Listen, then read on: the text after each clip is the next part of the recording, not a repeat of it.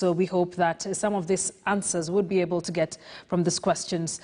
Now, a grieving family in Meru has been left distraught after the body of their member was mistakenly swapped at the St. Teresa's Mission Hospital, Kirua in Meru County. Family members who had already prepared a grave for their 94-year-old kin were shocked to find a different body at the facility. According to the family, an empty grave would attract misfortunes like death to the family, forcing them to plant a banana tree in the grave until when their kin's body is exhumed and buried officially. Alano Chanda with that story. At exactly 10 a.m., friends, family members and relatives of 94-year-old Tomweribua Muricha arrived at the St. Teresa's Mission Hospital, Kirua in Meru County to pick his body for his final rites. To them, it should have been a smooth ride back home, but they were confronted with bad news. The body of their kin had already been picked and buried by another feuding polygamous family. His daughters and grandchildren were broken.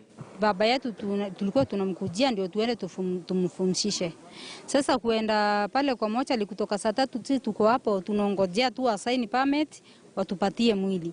Wanakaa mpaka wakaita watu wa family wakakuja tukaingia ndani. Kuingia ndani wakatuambia unajua mwili imepatianwa kimakosa. Mwili yenu ilienda kwingine. Mwili bwana ni wa fiti kama 6 na kitu na yule tumepewa ni wa futi 4. Sasa tunaona huyu sio yetu, sio mwili yetu, na tunaambiwa alienda kuzikwa Igembe.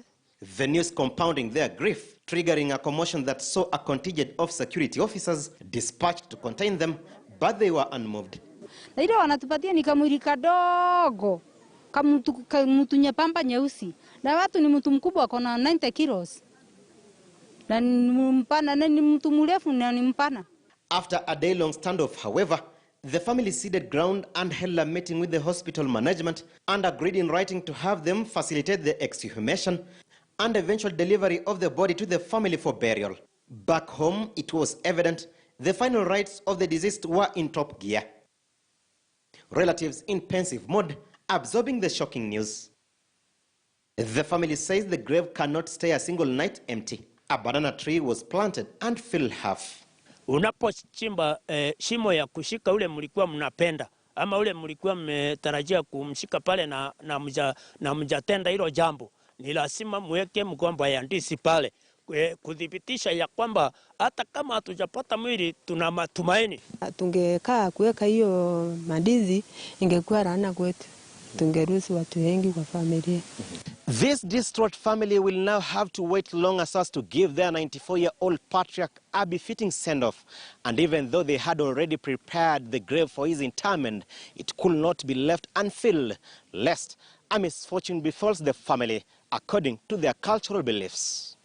Alano Chanda, KTN News in Rire, Meru County. Now, students from different universities have held a night vigil at the Kadangari